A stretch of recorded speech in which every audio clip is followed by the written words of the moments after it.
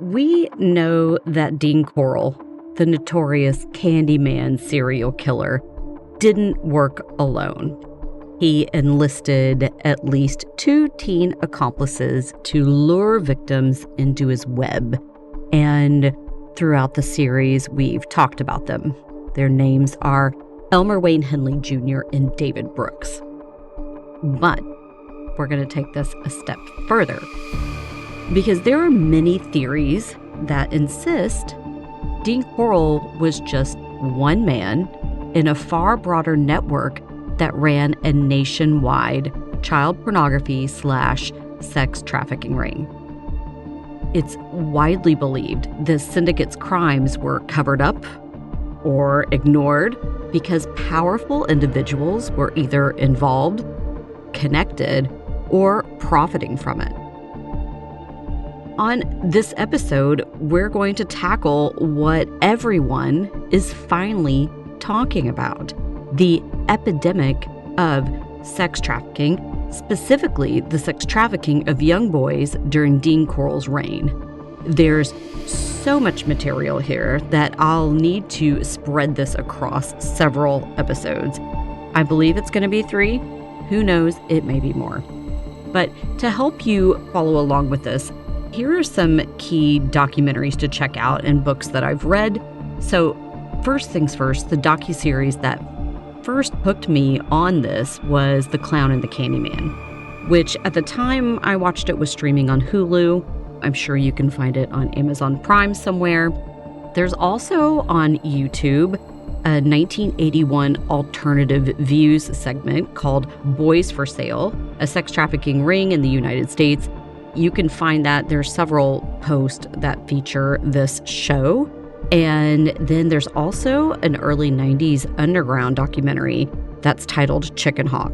And I have to give you a heads up. These things are pretty intense. So just going into it, it's a lot. So there's those to watch. I've told you about Barbara Gibson's book, The Houston Mass Murders, 1973. Lisa Olson touches on the sex trafficking syndicate in her book, The Scientist and the Serial Killer. There's some supplemental reads that you could try to get your hands on. One of them is a book by Robin Lloyd, and it's called For Love or Money, and it came out in the 1970s. It's hard to find. I found a free PDF online, so there's that. And then there's another book, and this one was written under the pseudonym Simon Dovey, and it's called The Eye of the Chicken Hawk. So these books have a lot of information to go over, and they both talk about Dean Corll and the Houston Mass Murders. For an official account of what was going on, there's even a 162-page Senate subcommittee report from May 27th, 1977. And in that, it names major players who were in the industry back then, and they even reference Dean Corll by name. So, as always, we have a lot to cover, so let's get started. I'm Jen Schaefer, and this is Crude Acts, a Texas true crime podcast. We're on Season 3, Episode 7 of the Houston Mass Murders. This is Part 1 of a 3-parter called Boys for Sale.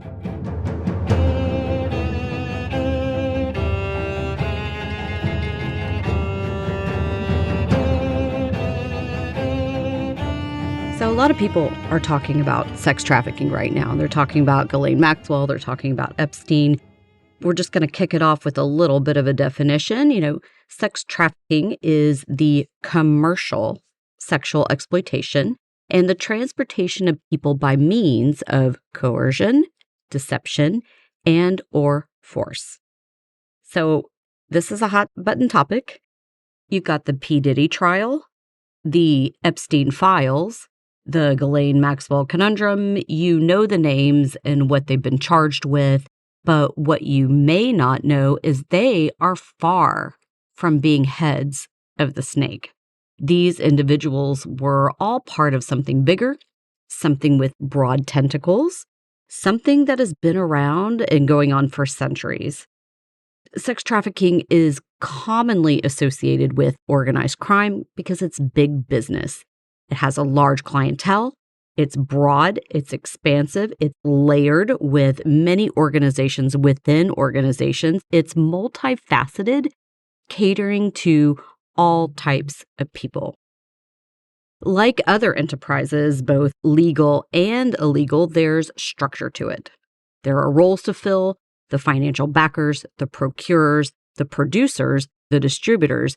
Child exploitation material and sex trafficking of minors is a multi-billion-dollar enterprise. Big money is made, but big money is also needed to expand. And that's kind of what we're going to talk about today. We're going to talk about some of the major players that were nationwide doing this in the 1970s that were connected to Dean Corll, and we're going to talk about the big money that was tied to it. Before we get started, I must state this disclaimer because I've read a lot into this. So prior to the 1980s, lines were blurred with what was considered and labeled obscene materials. Gay material featuring consenting adults was classified in the same category as child exploitation material. It has taken me some effort to sort all that out and determine what was declared what for what reason. So it's important to note that sexual orientation by itself is irrelevant to pedophilia and ephebophilia. One has nothing to do with the other. Sadly, every sexual orientation has their fair share of abusers. We've seen that.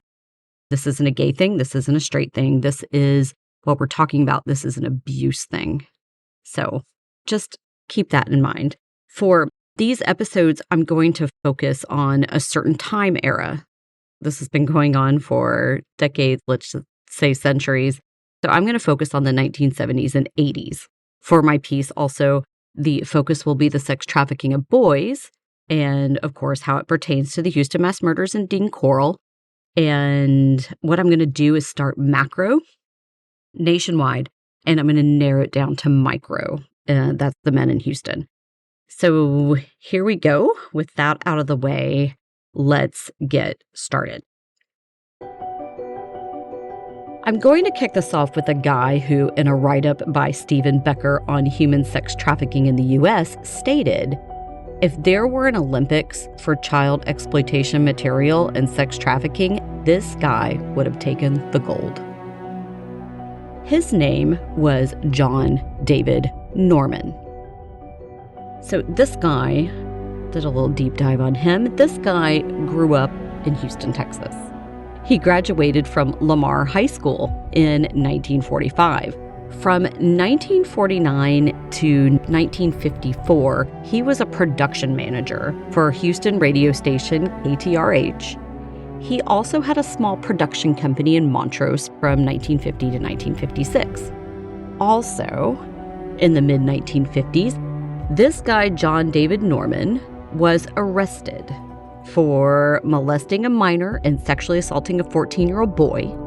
He went to prison, and after he was released in the early 60s, he moved to California. Shortly after that moved, in 1963, he was arrested again for sexual assault of a minor and sending obscene literature through the mail. He went to prison again and was released in 71.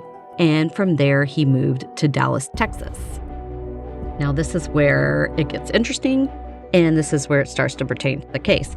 On October 13th, 1973, only 5 days after Dean Corll was shot and killed by Wayne Henley, a Dallas detective named Richard Sims, along with his squad, raided John David Norman's apartment on 3716 Cole Avenue in Dallas. There, they seized booklets containing photographs and contact information of teenage boys, as well as 30,000 index cards listing between 50,000 to 100,000 paying customers. There were names on these cards from almost every state. Several of the names were very prominent people. Some were federal employees. Come to find out, that apartment that they raided was running an organization called the Odyssey Foundation, which was a direct mailing service dedicated to distributing child exploitation material of underage boys, young boys, and they were also arranging sex trafficking these boys. The way it worked is John David Norman would lure the boys in, probably off the streets. They were runaways, of course. He would photograph them and give them money, and eventually he would get them messed up on drugs or alcohol or whatever, and then he'd talk them into prostitution. With the photos of the underage boys, who he called in his organization fellows, quote unquote, he made index cards. And then he made those into catalogs that he sent out to his clients, who he called sponsors. Then he arranged the deal. The fellows, aka the young boys, were trafficked across the country, staying with the sponsors, aka pedophiles, for 1 to 3 days on average. And after they were done there, they would travel on to their next, quote, sponsor. The sole purpose was for these boys to have sex with these grown men. And of course, accruing money along the way for Norman's sex trafficking organization. Finally, in Dallas in 1973, they bust this place, and you'd think after the raid and discovery that this man and his operation would be toast. The index cards and all the evidence they recovered from Norman's apartment was sent to the Department of State. So here you go. You think that would be the end of it, right? Well, sadly, that wasn't the case. The State Department under Harry Kissinger at the time destroyed all of the evidence, all of it. And they stated that reason to be, quote, that no evidence of passport violations were found, so they got rid of it. And they seriously put that as their reason. And on top of it, Dallas police, they didn't make any copies of the cards. So all of the evidence pertaining to this guy was gone. Very convenient. In September 1973, shortly after his arrest, John David Norman was bailed out of jail by a friend in Los Angeles. And from there, he fled to Chicago. He fled to a suburb called Homewood. And it didn't take long before he was arrested again there. In November 1973, he was charged with 5 counts of indecent liberties with a child and 8 counts of contributing to the delinquency of a minor. He served time. Then I guess no one bailed him out, and I'll tell you why here in a little bit. But he served time. He got out, but then in December 1976, John David Norman caught a 4-year prison sentence again for the same thing and was transferred to Pontiac Correctional Center in Pontiac, Illinois. So being in prison didn't stop John David Norman from conducting his, quote, business. From prison, he initiated a new venture called the Delta Project. And the Delta Project was described as, quote, an educational travel and self-development opportunity for qualified young men of character and integrity. It was set up with Delta dorms. So instead of just having the, quote, fellows going out to the sponsor, they had dorms set up. And these Delta dorms could house 2 to 4 underage boys who this time they called them cadet. The male adult supervisor at the Delta dorms was called a Don, and who he was a pedophile, paying to have these boys stay with him. And what he did with them was engage in unlawful acts, typically while filming them and photographing them. So not only were they trafficking them, they were filming that and then producing the child exploitation material, also known as child pornography. Basically, the Delta Project was really just a reinvention of the Odyssey Foundation with different jargon. It gets worse, as if it already isn't terrible enough. To help run the Delta Project from prison, John David Norman enlisted, if you will, a younger accomplice, and his name was Philip Paskey. Now, this guy had a lengthy criminal record beginning in 1971 at age 18 for drug dealing, theft, assault, murder, I believe. He worked with John David Norman in prison from 1976 to 1977. He was released in 1978. Now, after Philip Paskey was released from prison, he went to go work for a construction and maintenance company, and this was called PDM Contractors in Chicago. Now, if you are a true crime enthusiast like I am, you already know who this is going to link to by the mention of PDM Contractors. The owner of PDM Contractors was a man known to hire good-looking teenage boys and young men to help him with his company, and he was out of Chicago.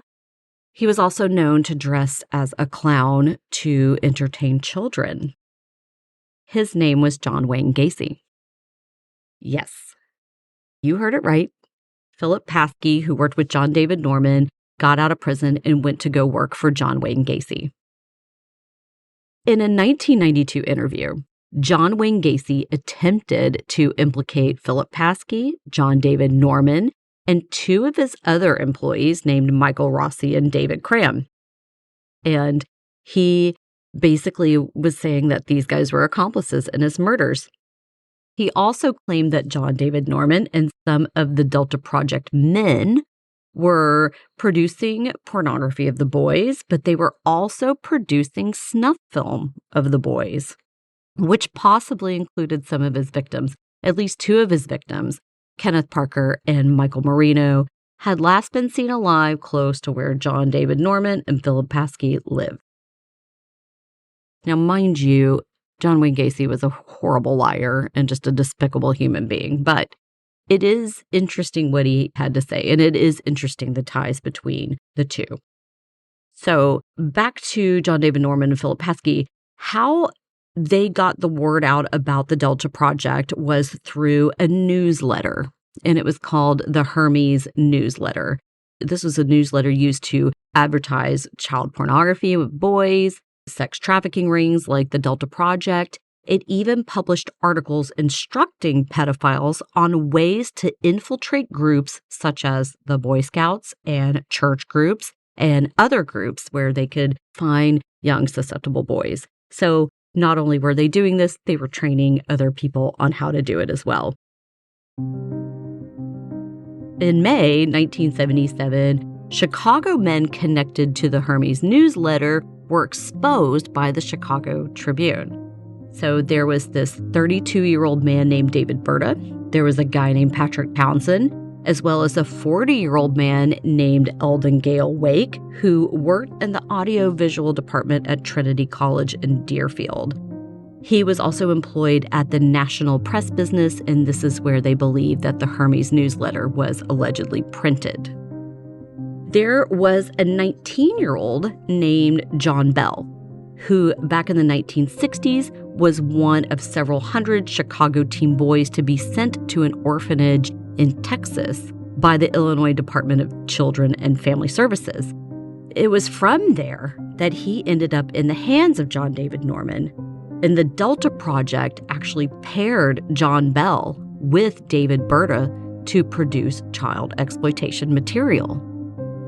So John Bell was in a film. He was in an 8mm film named John Bell Michigan Trip, and they found that as part of a collection of child exploitation films seized by the home of a dentist named Dr. Lloyd Lange.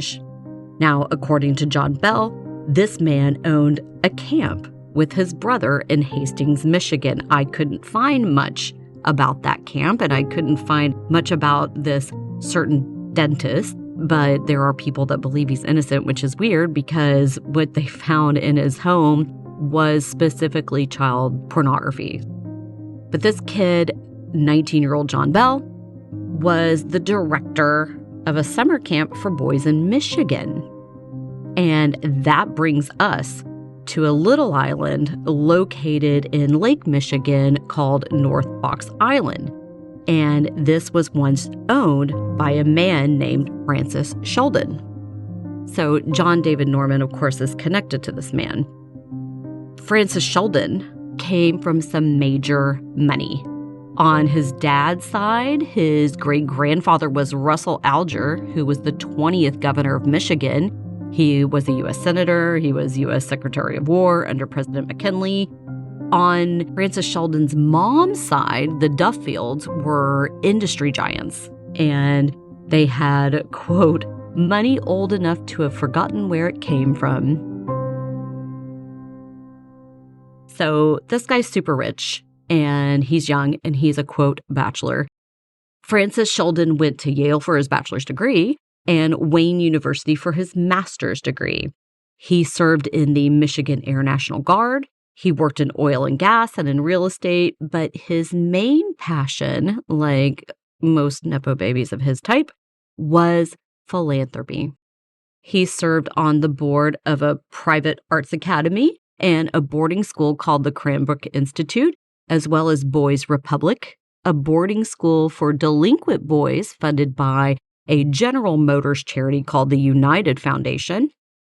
He also volunteered his time to Big Brothers programs. In 1975, Francis Sheldon bought North Fox Island in Michigan, and there he set up a charity called Brother Paul Children's Mission. And he did this with the following men: Malcolm Willis McConaughey, a Minneapolis man who was an offshore tax attorney and financial consultant. He also had the pseudonym Adam Starchild, which is whatever. There was another guy, Dyer Grossman, and this guy's from a wealthy Long Island family. This guy taught science at two prestigious schools for boys in the Northeast. One of them was the Harvey School. Then finally, there was a Port Huron, Michigan gym teacher, and his name was Gerald Richards. So you've got these guys. They start up this charity, and the charity's mission was to, quote, provide temporary lodging and mentorship programs for juvenile delinquents.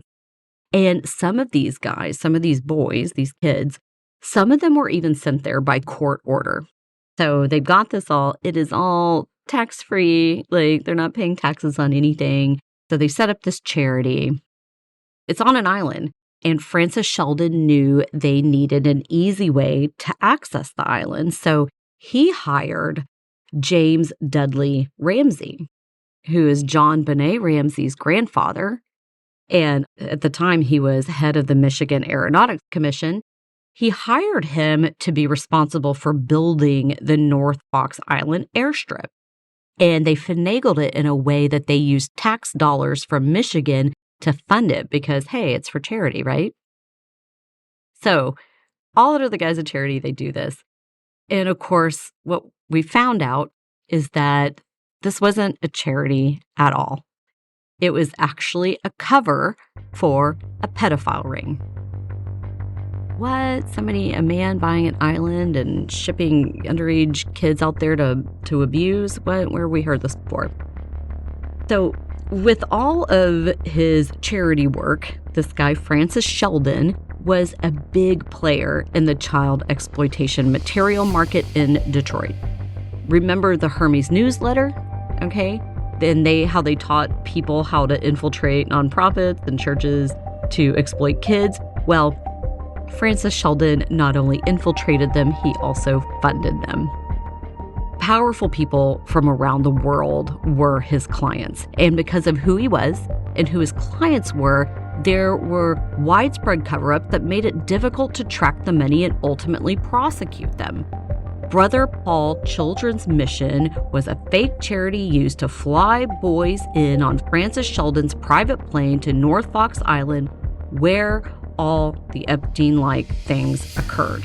The mailing list for this service was advertised in pedophile newsletters such as the Broad Street Journal, Better Life Monthly, and of course the Hermes newsletter. Come to find out, Francis Sheldon financed the Hermes newsletter. So again, it ties him in with John David Norman. The charity boys camp that we're talking about had numerous well-to-do sponsors. And in exchange for their donations that were completely tax-deductible, sponsors were sent child exploitation material of the boys.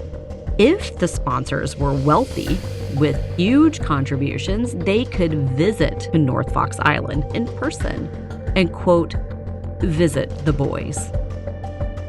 One of the sponsors was a wealthy man named Christopher Bush, and he was the son of a senior financial executive at General Motors named Harold Lee Bush.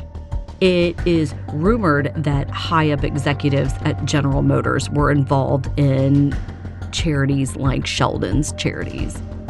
So this guy, Chris Bush, was also the lead suspect in the Oakland County child killer case. And if you don't know about that case, go read about it. It is fascinating, and they still don't know who the person is that did killings. But here's some more on Francis Sheldon's associates, because I mentioned them in the beginning, but I want to tell you about them. So I told you about Gerald Richards, who was the PE teacher, and police busted him on July 23rd, 1976, for taking 4 of his students between the ages of 8 and 14 years old to North Fox Island. Following their return, one of the boys informed his parents that Richards and the other man accompanying him on the trip had performed sexual acts before photographing him. Richards confessed. He confessed to molesting that boy and other boys in exchange for partial immunity. And for his part, he gave them the names of the other men who he claimed were the real key figures of this nationwide porn sex trafficking operation. And of course, that was Francis Sheldon and Dyer Grossman. During his time in lockup, we're going back to Gerald Richards. During his time in lockup, he was summoned to speak at a Senate subcommittee hearing on the sexual exploitation of children that was held in Chicago in 1977. There, under oath, he stated he met Francis Sheldon through a pedo publication called Better Life Monthly, where Francis Sheldon was a staff writer. He goes into detail about his involvement, how he got into it, what he did, child exploitation material. He talked about the involvement of others, and he also sketched out a diagram of the network and how it included multiple states and even multiple countries. Apparently, this thing was a worldwide web, literally. He talked about other organizations that did what this Brother Paul's Children's Mission did, and this included the Church of the New Revelation in New Jersey, and Dyer Grossman was a part of that one.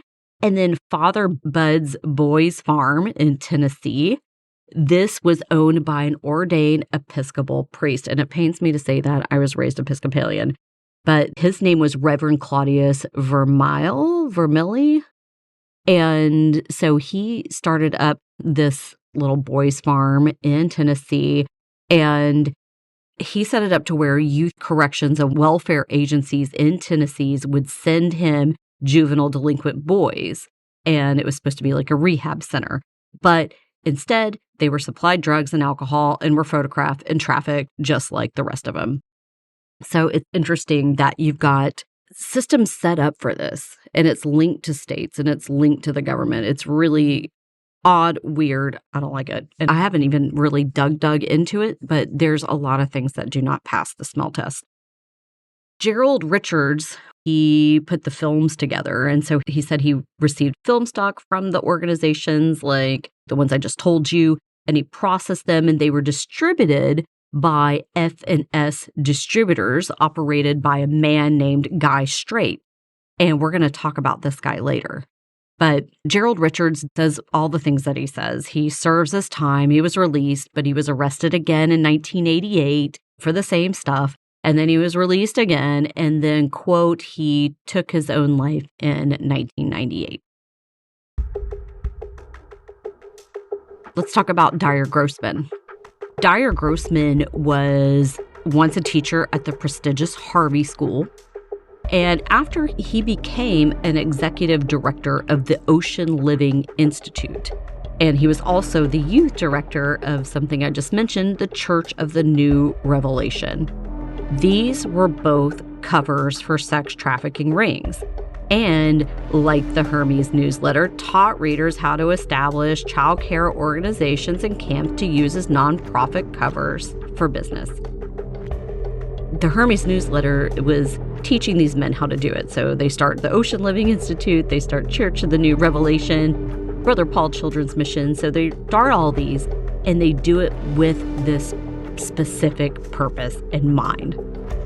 Church of the New Revelations, this is interesting, was linked to another program in Illinois called the Educational Foundation for Youth. That program, like the others, solicited donations from sponsors by mail who, in return, received child exploitation material. Produced using the boys in the program, sponsors could also pay to visit the boys in a brothel-type arrangement. After all the takedowns, Dyer Grossman fled the country to Amsterdam and was never seen again. This wealthy guy got away, and you'll see this pattern occurring over and over again. Let's move on to the next guy, Malcolm Willis McConaughey, aka Adam Starchild. This guy was the money handler for all the fraudulent charities under Francis Sheldon. He was also part of the Boy Scouts. They kicked him out when they found out he was a pedophile back in the 60s. So he's the money guy. Whenever all the stuff went down, he absconded like the others. In the mid-'80s, he was arrested for mail fraud and tax fraud. In the 1990s, he lived in Panama and was part of a money laundering / tax evasion financial firm that was convicted of fraud. And he ended up dying in Spain in September 2006 from cancer. Francis Sheldon would also never be caught. So the only one that was caught out of these men was Gerald Richards, the junior high elementary school teacher. The other ones, Dyer Grossman, wealthy family, Adam Starchild, wealthy man, and of course Francis Sheldon, super wealthy. All of them got out of it and fled to the Netherlands. So Francis Sheldon did that. He married a French woman to gain citizenship. Doesn't that sound familiar? And to protect all of his assets that he made in the sex trafficking industry, he handed $2 million over in securities to Adam Starchild, who advised him to create an offshore trust with him as the trustee. And later on, the overseer of that was a man named Edward Brongersma. This guy was a member of the Dutch Senate for the Labour Party and the chairman of the Senate Judiciary Committee who helped these men flee to the Netherlands. He was also involved, and a lot of these men were involved in organizations trying to legalize or do away with the label of pedophilia and just make it all legal. So this really goes gross and deep. Francis Sheldon ends up over there. He lives the rest of his life comfortably in Amsterdam, where he continued to abuse boys for business. He died in 1996, and he never stepped one foot into any courtroom. So there's that. And of course, John David Norman, the Delta Project, was all linked to this. So this one goes down. We've got Father Bud's boys farm got shut down. So they're finally going after these one by one. This led police to bust another ring, and this was a big one. And this one occurred in New Orleans, and they used the Boy Scouts of America as a cover for this one. If you go on a deep dive about the Boy Scouts, you'll discover perversion files that list, sadly, tens of thousands of cases. I'm going to tell you about one. This one's called Boy Scout Troop Number 137. And this is what happened. In September 1976, mind you, all of the other ones are being investigated, so here we are, September 1976, and it's at a film processing center, and a technician there in Dallas came across reels of film of young boys engaged in sexual act. Appalled, he turned the photos and the negatives, over to authorities, and then they traced them back to a man in New Orleans named Harry O'Kramer. Soon after that, police descend upon them, and this guy O'Kramer, along with Richard Halverson, Raymond Woodall, and Robert Lang, all leaders of Boy Scout Troop Number 137, were all arrested. During their deep investigation, they discovered the following about these men. Robert Woodall claimed he and Halverson supplied VIP out-of-state politicians with male prostitutes under the guise of a tour guide business called Adelphi Tours. These two men that ran this tour company previously worked at a private school in Florida called Adelphi Academy.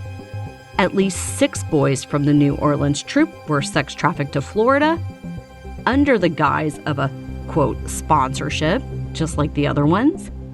They were sex trafficked to a man named Peter Bradford, who was a wealthy man in Florida who owned the academy, and we can also assume funded the Adelphi tours. Other clients of the sex trafficking ring in New Orleans and in Florida were Robert B. Maylers, a millionaire from California. There was Hugh Malor, something like that, but he was a Boston real estate mogul, super wealthy. And then the big one, a guy named Richard C. Jacobs, who was a Boston finance guy and a minority owner of the New England Patriot. Around 20 men in total were charged as either accomplices or clients of the Troop 137 ring, but of course, not all of them were prosecuted. Many of the wealthier men, like Peter Bradford, like Richard Jacobs, absconded on their bond, and they never saw the inside of a jail cell. All of these rings were also connected to John David Norman. If you want to talk about the head of the snake, he's one that I would put up there. And what I notice with these connections, it always comes back to rich men, many of them juniors, heirs to fortunes they didn't earn themselves, men with enough disposable income and influence to get away with it. We've gone from Dallas, Texas, to Chicago, Illinois, to an island in Michigan, to Tennessee, to New Orleans, to a school in Florida. And now, you know what? We're not even close to being done, and we're going to head back to California, Los Angeles in particular. And we're going to discuss 2 more guys in the industry, and we're going to bring this back home to Texas. These 2 guys that we're going to talk about is one guy I already mentioned. His name is Elmer Guy Strait. They called him Guy Strait. And a guy named Billy Byers Jr. Guy Strait was originally from Dallas. He went to SMU. In the 1960s, he was an American gay civil rights activist, and he was a magazine publisher, and he did all these great things. But then, I don't know, he took a turn in the 1970s. He became a convicted sex offender and child pornographer. In the early 1970s, Guy lived in the Hollywood Hills and had a house trailer for editing film in Redwood City, which is south of San Francisco. He had a production company in LA with a friend named Billy Byers Jr., who was from Tyler, Texas. Now, Byers Jr. was the son of a super wealthy Texas oil man named William Goebel Byers, Billy Byers Sr. Now, his dad had deep political ties, super deep. He was tied to Dwight Eisenhower, and there's a whole sketchy little scandal involved with him. He was well connected to J. Edgar Hoover, as well as Lyndon B. Johnson, and of course, a lot of other Texas politicians at the time. He was very connected to a powerful oilman named Clint Murchison, whose son owned the Dallas Cowboys. That's Clint Jr. So Billy Byers moves to LA. Guy Strait, I don't know if he goes with him. I don't know if they met in Texas and then went to California, or if they met in California. I'm going to go with they met in Texas. So in California, they owned a production company called Lyric Productions. and it had a subsidiary called Dom Lyric Productions. Dom, by the way, stood for Dirty Old Man. These companies distributed pornography as well as child exploitation material, child pornography. An examination of the Lyric Productions catalog showed at least 2 of their exploitation films were produced in Texas. Summer Freedom, shot on Padre Island, and Sandy Hill, which is right near Brenham, Texas. I'm going to talk about Brenham later, so earmark that. In August 1973, when John David Norman got busted in Dallas for the Odyssey Network, he was quickly bailed out by a guy in Los Angeles. It is believed that guy was more than likely Guy Strait and or Billy Byers or one of their associates. In October 1973, Guy Strait, Billy Byers Jr., along with a photographer from Houston, a YMCA counselor, a school teacher, an assistant scoutmaster, and many others were all indicted in California for their involvement in producing child exploitation material. The Mace report that came out in 1986 called this bust the first child pornography ring brought to public view. At the time, Billy Byers Jr. and Houston photographer William Johnson were in Morocco. So what they did is when all this went down, they stayed put for many years to avoid both prosecution and persecution. Byers eventually came back to Texas. In 1988, a close friend of Byers named Charles Krebs, whatever, he was interviewed by a writer named Anthony Summers for his book on J. Edgar Hoover. He stated Byers' home at the summit of Laurel Canyon was a haven for male teenagers to come hang out and do other things. Byers was also interviewed by this writer, and he talked about his dad's relationship with oil tycoon Clint Murchison, whose son owned the Dallas Cowboys. And he stated how he and his dad, when they went to Murchison's hotel called Del Charro Hotel, they would stay in bungalows adjacent to Hoover. And in the 1970s, information reached police that while on vacation, Hoover, quote, went to great lengths to indulge a sexual interest with teenage males. So it's almost safe to say that Billy Byers Jr. was procuring young guys to, quote, entertain J. Edgar Hoover. This isn't a book. This is not me making this up, and this is not conjecture. But it seems after the bust, Billy Byers Jr. just led a quiet life. I couldn't find anything about him after 1988, and he talked to this author. He died June 15th, 1997 in Grayson, Texas at the age of 60, and that's with Billy Byers Jr. Guy Strait, on the other hand, was arrested in 1973 for his part in the crimes. He jumped bail and absconded and bounced around the country and was in and out of prison. He served time in Springfield, Missouri. In December 1975, he was arrested in Phoenix, Arizona in April 1976. And from there, he was extradited to Illinois due to the Rockford charges. Now, what are those? The Rockford incidents happened in 1972. So this is before the California bust. Guy Strait with 3 other men were arrested and charged with the offense of indecent liberties with a child. After a 10-month-long investigation, authorities discovered these men procured at least 5 to 7 boys ranging in ages from 12 years old to 15. They would have parties, and they would give them beer and marijuana and lure them into sex acts that they in turn film. For this, Guy Strait was to serve a 10 to 20-year sentence at Stateville Penitentiary.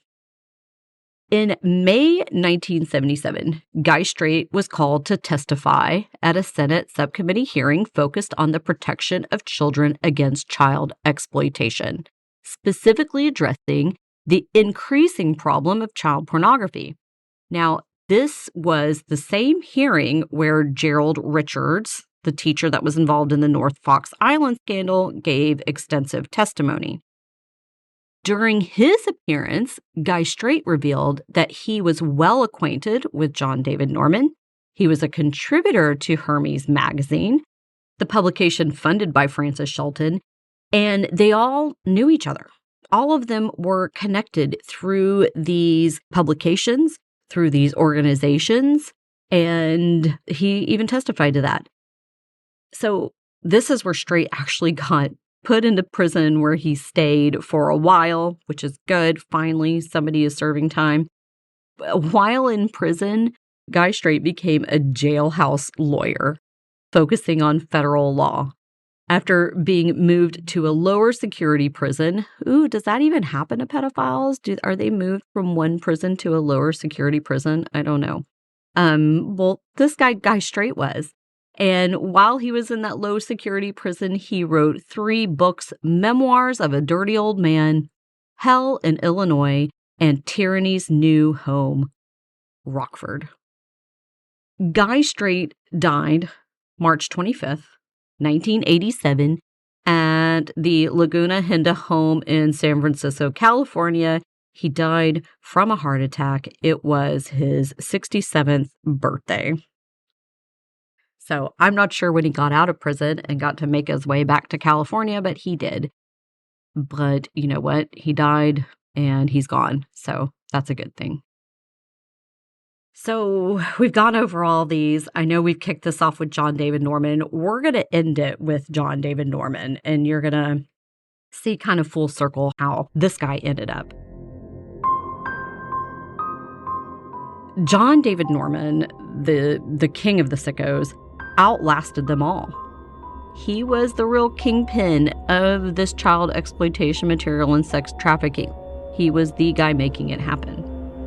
Between October 83 and May 84, Norman created and distributed yet another child exploitation material magazine. He called it Handy Andy, and this was from his home in Aspers, Pennsylvania. He exploited at least 20 teenage boys during this run, and he did it the same way. He lured them in with drugs and alcohol, and he photographed them in various sexual acts, just the same as the others, like same as it ever was. Yeah, he did that. And in 84, May 31st, 1984, his home was raided, and Norman quickly fled. But then he was apprehended in Bolingbrook, Illinois in October 1984, and then he was released on bail in 1985. He fled again, was captured later. He gets caught, and then he's in jail, and then he's released. And then he gets caught, and then he's in jail, and then he's released. For the Pennsylvania thing, he received a sentence of 18 to 36 months. That's for the Handy Andy magazine that he did. He got out in Colorado in 1988. He was arrested again, got out. In California, both in 1995 and 98, he was arrested again. All of these for the same reason. It wasn't until 1999 that he was declared a sexually violent predator, finally. And he was detained at Atascadero State Hospital, where he was supposed to remain indefinitely. So they decided in 1999, they labeled this guy, they put him in a hospital, and they were like, here you are, this is where you're going to be for the rest of your life. But guess what? They released him again. Under strict conditions, though. Surprisingly, not so much. On February 2nd, 2009, John David Norman breached those strict conditions by giving his contact information to a teenage boy. By March 2009, he was ordered back into state custody at Coalinga State Hospital, and there he finally passed away in 2011. And all I can say to that is good riddance. Good riddance, all of them, because, oh my God, and it looks like most of them are dead. I couldn't find any that are alive, because the sad and quite frightening reality is these stories are only the tip of the iceberg. Tiny blips, small drops in a vast ocean. What we've learned from these stories, just this little group of stories, is how epidemic the production of child exploitation material and sex trafficking of children was back then. The men involved in it, John David Norman, Gerald Richards, Guy Strait, and others, they managed to continually get arrested and released only after serving like a few short years, just to do it all over again. And then some of them, the wealthiest ones, like Billy Byers Jr. and Richard Jacobs, they were never caught and never had to pay for their crimes against kids. And this is what seems to be happening right now. The Diddy thing, the Epstein thing, so on, so forth. These things, they didn't happen in a bubble, and they didn't happen overnight. This is cyclic. It's pervasive. It's historic and has roots in the past. They have origin stories. And these stories have been swept under the rug for so long that the pile is so high that it is now the elephant in the room. It is time to look at it. It's time to face it. It is time to find and prosecute those who are and have been doing it. This is why it's time to release the Epstein files. The business of child exploitation material, child pornography is what they call it. I steer away from saying that by saying child exploitation material. But the business of doing that to both boys and girls, it just has to stop. Sex trafficking has to stop. And it seems exposure is the only way to do it. And that's what we're going to keep doing. So, because for now, I'm out of time. And that gives you a little insight into what was going on nationwide. On our next episode, we're going to take what we've learned here a step further while bringing it closer to home, my home at least. We're going to talk about sex trafficking specifically in Texas in the 1970s and 80s, and the people who attempted to uncover it and the people who tried to cover it up. So till next time, we will see ya. I'm Jen Schaefer, and this is Crude Acts, a Texas true crime podcast. I'm your host, creator. My sound man is Russell Dunlap. Thank you for sitting through all of this and making it sound so nice. Amy Dunlap manages me, keeps me on track. The original music you hear is by Two Star Symphony. That's my opening song and my closing bit. They're amazing. I think they are performing live in August. Look that up. Go see them. It'll be good for your soul. Thank you for listening to this, and thank you for your support. It means a lot. Please like and subscribe and share all the things. Mostly stay safe out there and keep a close eye on your kiddos. All right, we'll see you next time.